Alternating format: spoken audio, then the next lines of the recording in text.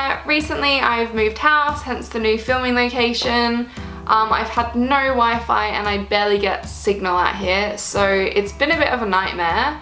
And without sounding like a first world problem complainer brat, I've been dying without it. It's been horrible, and I haven't been able to upload obviously because no internet. It's been a bit of a pain in the ass, so yeah. We've only moved like 10 minutes away from where we used to live, but I don't have a car. Like, I can drive on an Australian license, but I don't have a car in England, so I haven't been able to get anywhere really. My options have been pretty limited. I've been getting lifts with my auntie and uncle when they're able. I've been getting the bus occasionally, but it's very infrequent. And it stops running at like 6 at night, which is kind of inconvenient because my work doesn't close until 7.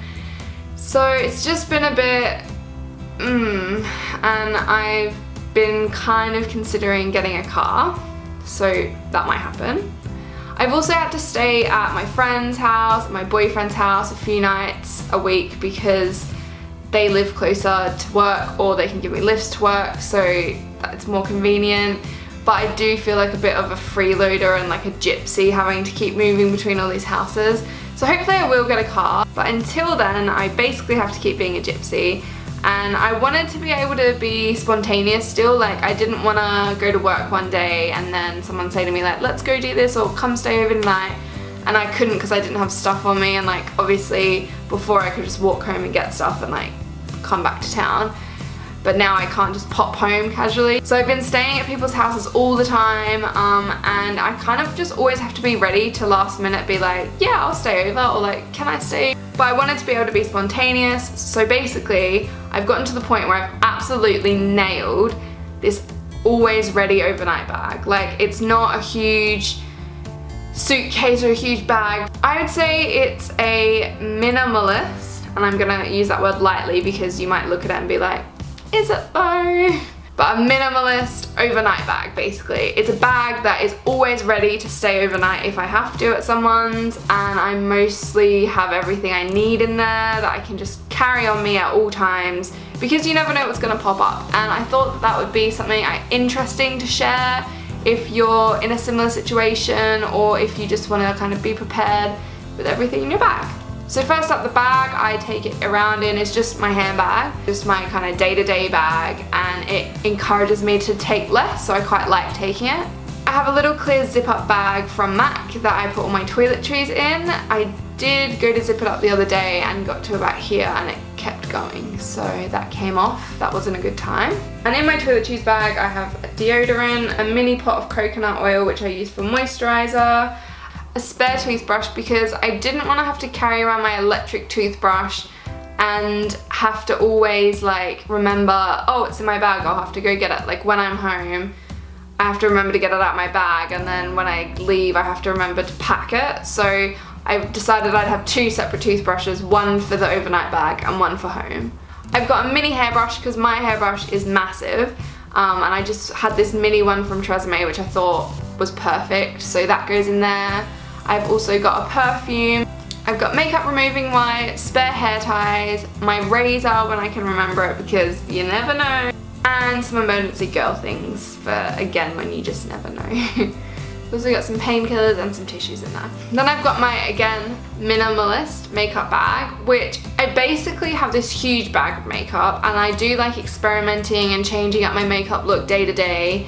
But I thought, if I'm gonna be staying at everyone's houses and like moving around a lot, I need to kind of cut my makeup, my day-to-day makeup down into a smaller, more easy to carry bag. So I did, and I kind of just cut it down to foundation, concealer, blush, eyeshadow, eyeliner, my eyebrow kit, mascara, and some brushes to like do everything with.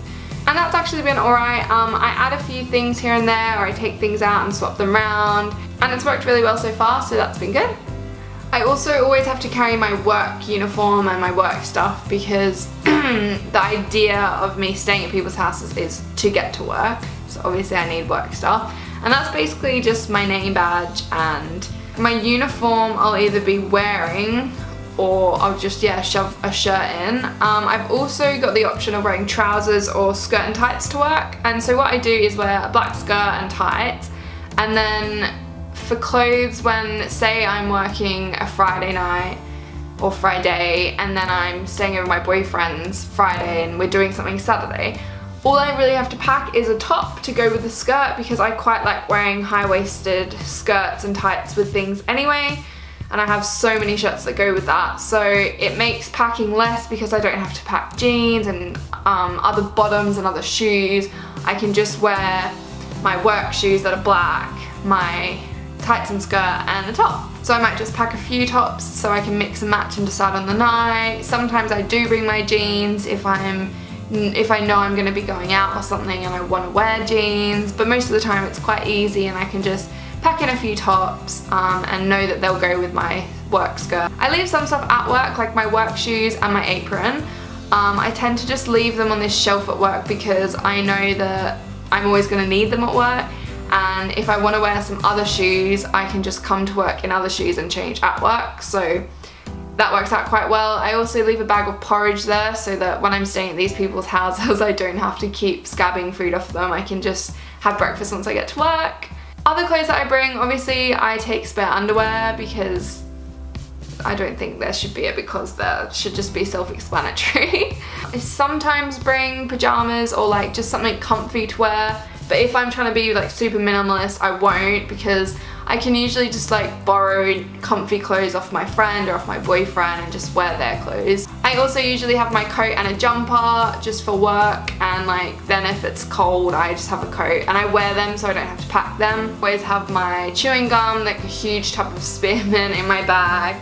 I always have headphones for when I'm on my break at work and I'm bored. I have my phone charger, obviously, vital, and an umbrella, which I'm actually very, very surprised at how many English people don't have umbrellas on them at all times, because like it rains here a lot and it's very unpredictable, so you'd think that they'd be used to it, but I feel like English people have this thing where they're in denial about the weather, but that's another video altogether.